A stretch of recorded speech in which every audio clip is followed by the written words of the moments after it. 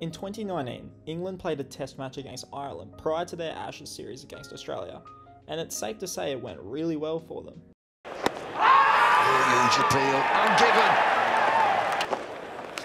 Oh, gone. Oh, there's another big appeal. Is there an inside edge? What a day for the Irish. Oh, bowling. Oh, there's another. And gone.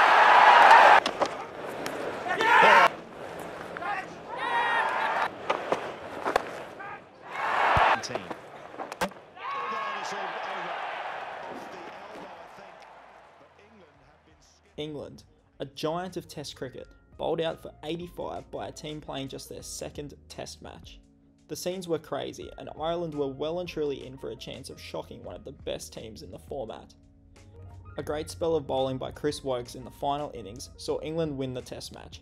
However, in a funny sort of way, the result almost felt like a bit of a loss, and England were already on the back foot ahead of the Ashes later that year. Fast forward to this past week, and let's have a look at how the two teams matched up at Lords. This one out of the middle.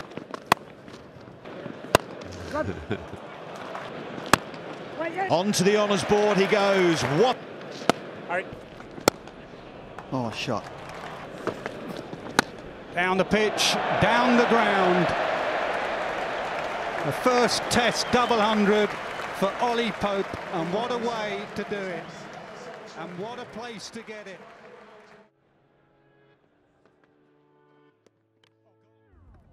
Let's be real, no one expected that Brendan McCullum would be able to turn around the England team this quickly and effectively. I for one believe the ECB would appoint him as the white ball coach and instead look to target someone like Justin Langer as the Test match coach. However, Rob Key made it abundantly clear that he wanted McCullum to be the coach of the Test team, which has obviously proven a masterstroke. McCullum promised attacking and positive cricket from the England team. I thought that would mean maybe a few extra cover drives than normal, and maybe looking for a few extra 1s and 2s here and there.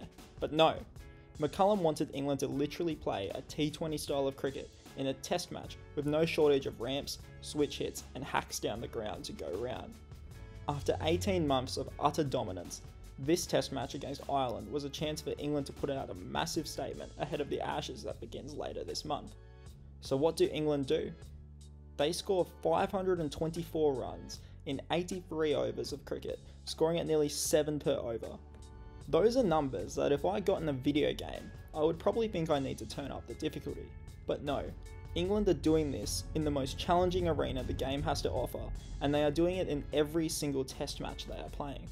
Yes, let's be honest, Ireland don't exactly have a world-class bowling attack, but still, they aren't exactly amateurs. Going back to 2019, England scored their 85 runs in the first innings in 23.4 overs. After 23 overs in this Test match, England had 1 for 145. So has Ireland's Test bowling got significantly worse, or are England just playing on a completely different level now? I'd be more inclined to think the latter. What is most crazy about BAZBALL is the improvement some players have seen under McCullum. I recall watching Ollie Pope's Test career unfolding in the early stages and thinking that there is a Test match quality cricketer in there somewhere, but it's really just not showing. And on the final day of play in the last Ashes series, I watched Pope scrap together 5 terrible runs just to be bowled around his legs by Pat Cummins. That's when I thought maybe he, like many others in the England setup, just wasn't good enough to play Test cricket. Ollie Pope averaged 28.6 and had just 1 Test century to his name before McCullum was coach. McCullum stuck with him and put him up to bat at number 3, which he had never done at Test level. Many, including myself, thought it was a train crash happening in slow motion and that it would be an undeniable disaster. But that's the person McCullum is. He likes risks. And now, Ollie Pope averages 35.27 and has added another 3 centuries, and against the Irish scored a flawless 205 runs off 208 balls, which is the 7th fastest double century in cricket history. All it took was a coach who could unlock a positive mindset out of a player was all that's missing. He is not the only one who has flourished under McCullum. Ben Duckett was on the outer of the England team for a long time. He played 4 Test matches in 2016, scoring a whopping 110 runs with a high score of 56. When the name Ben Duckett was said previously, the only thing for me that came to mind was the time he poured a beer over James Anderson's head. But since joining the BAZBALL version of England during the tour of Pakistan, he has been incredible and is now a key member of the team.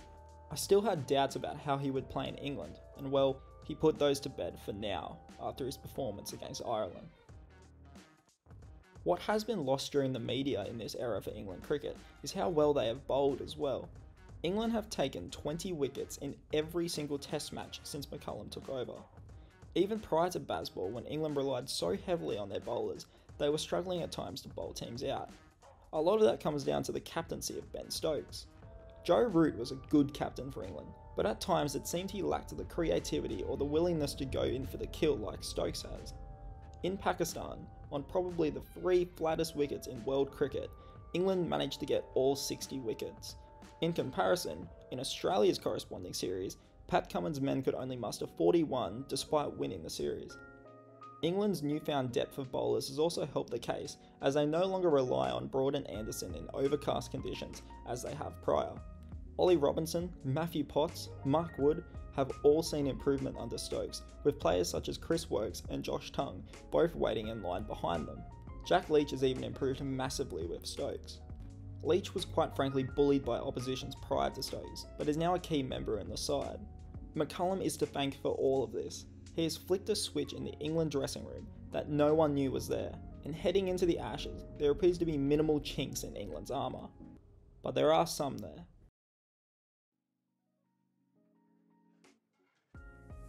There were some minor things I noticed in the Ireland test that sort of mirror some of the views I have had leading into the upcoming Ashes series. The main thing is England's apparent request for flat pitches, as opposed to the green seamers usually seen around the country. We've been very clear with, especially the ground staff around England, about what type of wickets we want, and they've been, very responsive to us, which has been good. We want fast, flat wickets, which, something that we want.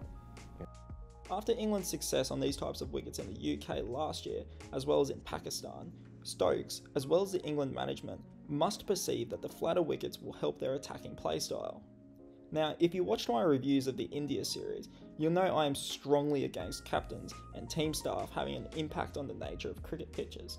However, I don't know if having these flat wickets is truly the advantage Stokes thinks it is. Yes, it will somewhat nullify the Aussie fast bowling brigade of Stark, Cummins, Hazelwood and Boland, but what about the England bowlers? On the flat Lord's wicket, Ireland's batting didn't make it easy for England in the second innings, with Harry Tector and Lorcan Tucker making handy contributions. However, it was Andy McBride and Mark Adair's partnership batting at 8 and 9 respectively that should cause some concern for England fans.